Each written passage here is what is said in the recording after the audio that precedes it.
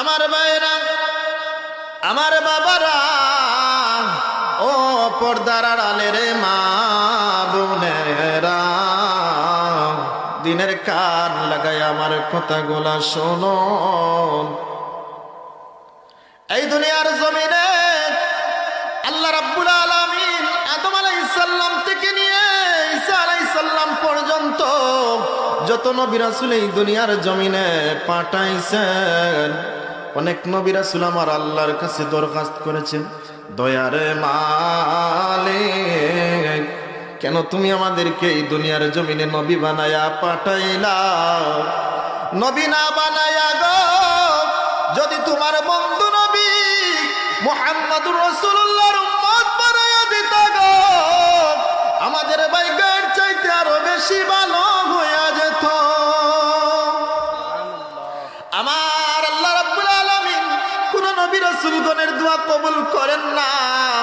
হযরত মূসা কালিমুল্লাহ আমার আল্লাহর সাথে কথা বলেন, কথা বলতে বলতে বলতে বলতে এক পর্যায়ে বললেন, দয়ারে মালিক, আমি মূসাকে তুমি নবী বানায়া এই দুনিয়ার জমিনে পাঠাইলা, ও দয়ারে মালিক, আমার প্রতি তুমি তাওরাত কিতাব নাজিল করেছ গো। ওই তাওরাত কিতাবের পাতায় পাতায় পৃষ্ঠায় পৃষ্ঠায় এমন একজন নবীর নাম, যিনি হবেন সর্বশ্রেষ্ঠ নবী, যিনি হবেন আখেরি জামানার নবী। ও দয়ার মালিক, আমি মূসা নবী তুমি আল্লাহর কাছে দরখাস্ত করি, দয়ার মালিক, আমাকে যদি মূসা নবী না বানায়া তোমার বন্ধু নবীর উম্মত বানায়া দিত গো, আমি মূসার ভাগ্য এর চাইতে আর ভালো হয়ে যেত।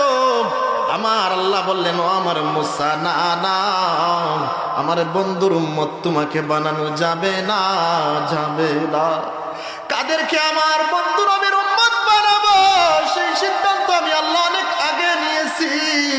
না না, তোমাকে আমার বন্ধু নবীর উম্মত বানানো যাবে না। তোমাকে নবুয়ত দান করলাম, রিসালাত দান করলাম, নবুয়ত রিসালাতের দ্বারক বাহক বানাইলাম, এর উপর তুমি শুকরিয়া আদায় করো, বলুন সুবহানাল্লাহ। সর্বশেষ নবী আমার আপনার নবীর আগে যিনি এই দুনিয়ার জমিনে এসেছেন, ঈসা আলাইহিস সালাম আমার আল্লাহর দরবারে দরখাস্ত করেন, ও দয়ার মালিক, কোন নবী রাসূলগণের দোয়া তুমি কবুল করলা না।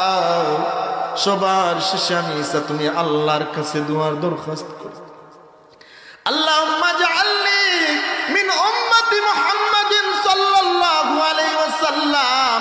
ও দয়ার মালিক, কোন নবী রাসূলগণের দোয়া তুমি কবুল করো না, আমি ঈসার দোয়া তুমি কবুল করবা কি না?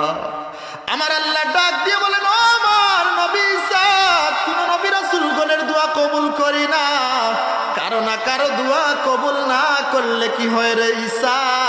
যাও যাও, আমি আল্লাহ তুমি ঈসাকে আমার বন্ধু নবী সর্বশ্রেষ্ঠ নবীর উম্মত হিসেবে কবুল করে নিলাম। হযরত ঈসা আলাইহিস সালাম কিয়ামতের আগে এই দুনিয়ার জমিনে আসবেন কিনা বলুন? তিনি নবী হয়ে আসবেন নাকি উম্মত হয়ে আসবেন? উম্মত হয়ে আসবেন। তিনি সাবেক নবী, রানিং উম্মত হয়ে এই দুনিয়ার জমিনে আসবেন, বলুন সুবহানাল্লাহ। এই জন্য আমি বলেছি আমরা বড় সৌভাগ্যবান জাতি, আমাদের মতো শ্রেষ্ঠ উম্মত এই দুনিয়ার জমিনে আর